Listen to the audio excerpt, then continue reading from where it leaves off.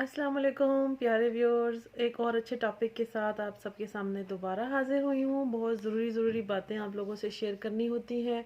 मैं कोशिश करती हूँ कोई भी ऐसी बात जो मेरे नॉलेज में हो या मेरी प्रैक्टिस में हो वो मैं आप लोगों से ज़रूर शेयर करूँ। तो आप प्लीज़ हौसला अफजाई करते हुए वीडियोज़ को लाइक कीजिएगा, शेयर कीजिएगा और चैनल को सब्सक्राइब कीजिएगा। बार बार कहना अच्छा नहीं लगता, लेकिन बहुत कम सब्सक्राइबर होते हैं जिसकी वजह से हमारे मुफीद पैगामात दुनिया तक पहुंचने में कमी आ रही है। तो ज़्यादा से ज़्यादा लोगों तक पैगाम तभी पहुंचेगा जब हम चीज़ों को शेयर करेंगे और ज़्यादा लोगों तक पहुंचाएंगे। मुफ्त की अच्छी बातें लोगों तक जब पहुंचेंगी तो दुआएं समेटने के अलावा और हमें कुछ हासिल नहीं होगा। यकीन करें, जब भी मेरे पास कोई अच्छी मालूमात की वीडियो पहुंचती है तो मैं ढेर सारी दुआएं देती हूँ और सोचती हूँ कि मुझे भी वापसी में बदले में ऐसी ही दुआएं ज़रूर मिलती होंगी।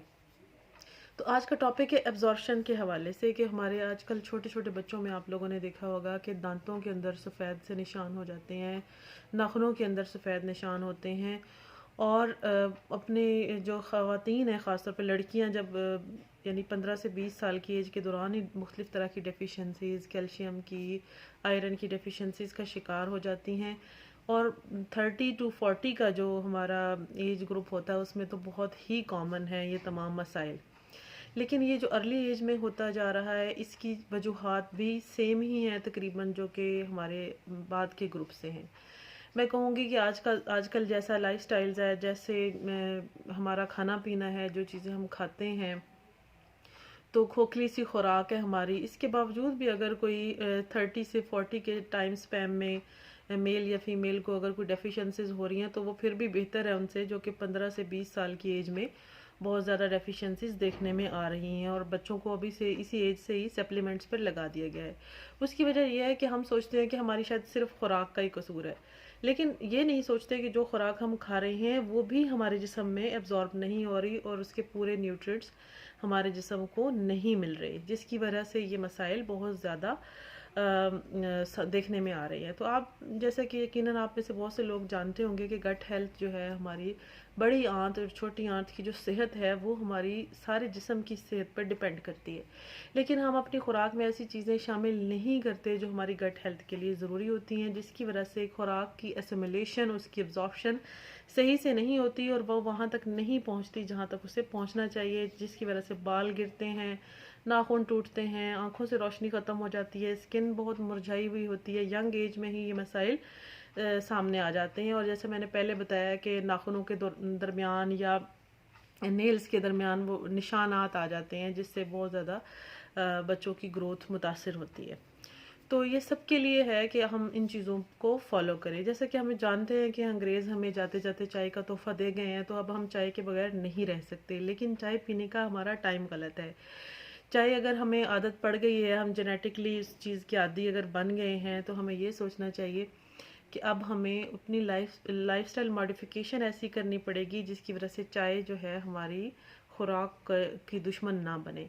हम यूजुअली ऐसे ही करते हैं, टाइम की कमी की वजह से चाय को अपने खाने नाश्ते के साथ ही पी लेते हैं। अक्सर लोग तो जो लंच या रात का डिनर है उसके बाद भी चाय पीते हैं। तो क्या होता है कि जो हमारे दो मेन फूड ग्रुप्स है ना, जिसमें कैल्शियम और आयरन है, तो वो सारा एब्जॉर्प्शन चाय की वजह से रुक जाती है।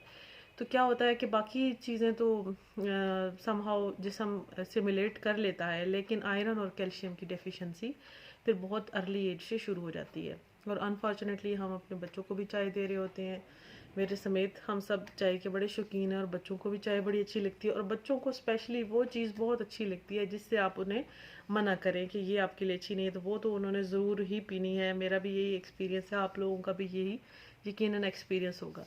तो हमें करना क्या है कि अब जब हम सारे अपने शौक़ पूरे कर चुके होते हैं, ख़ासतौर पर जब हम मैच्योर एज में जाते हैं, तब तो हम ये चीज़ें कर सकते हैं। जैसी आपकी आदतें होंगी वैसी आपके बच्चों की होंगी।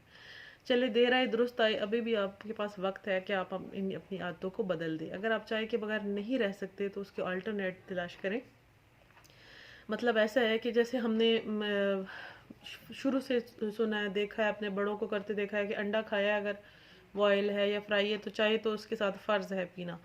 तो हम क्या करते हैं, फिर हमें वो अच्छा नहीं लगता। उसकी जगह आप उसको वाटर से रिप्लेस कर लें, आप उसकी जगह गर्म पानी पी लें, ताकि आपकी वो आदत भी पूरी हो जाए और थोड़ी देर के लिए आपको जिस्म को सुकून भी हो जाए। ये जस्ट एक हमारी एडिक्शन है जिसकी वजह से हम ऐसा करते हैं। तो हमें चाय और खाने के दौरान दरमियान में तकरीबन 1.5 घंटे का वक्फा देना ज़रूरी है। पहले आप उसे आधे घंटे से स्टार्ट करें, फिर घंटा तक ले जाएं और फिर 1.5 घंटा तक ले जाएं। 1.5 घंटे के बाद आप चाय अपने खाने नाश्ते या शाम के वक्त किसी भी वक्त अगर आप नहीं रह सकते और अगर लाजमी पीनी है तो दिन में 2 कप चाय पीनी है तो उसको आप वक्फा देकर पीना स्टार्ट करें। अब उस एडिक्शन को भी आपकी को सुकून आ जाएगा और आपकी जो है ना फूड की एसिमुलेशन भी नहीं रुकेगी।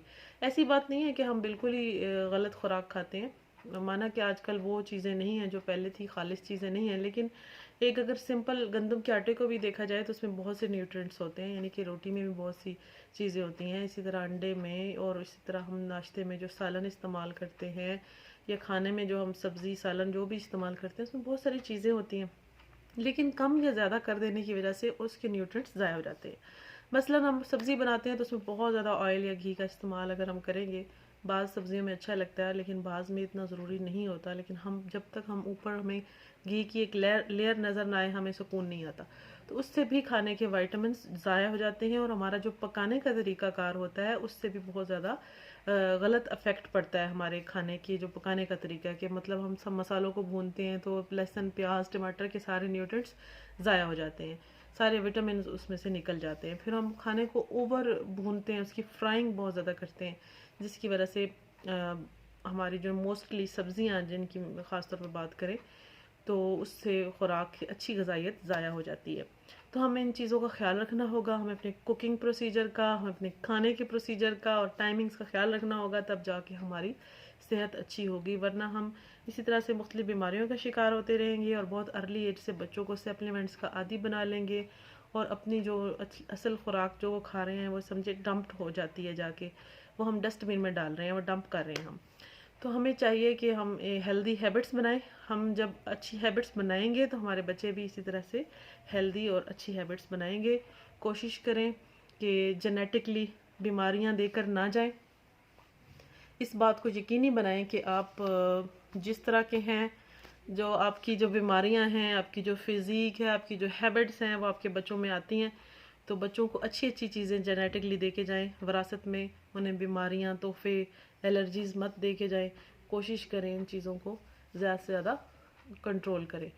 तो अगर आप अपने बच्चे को अभी से सिविलाइज़ नहीं करेंगे इन चीज़ों में तो बड़े होके वो फिर आपकी तरह ही गलत आदत अपना लेगा। बेशक आप उसको कहते रहें, नसीहत से असर नहीं होगा जब तक आप प्रैक्टिकली उसको करके नहीं दिखाएंगे। जैसे बड़े घर में करेंगे वैसे ही बच्चों ने ऑटोमेटिकली करना है।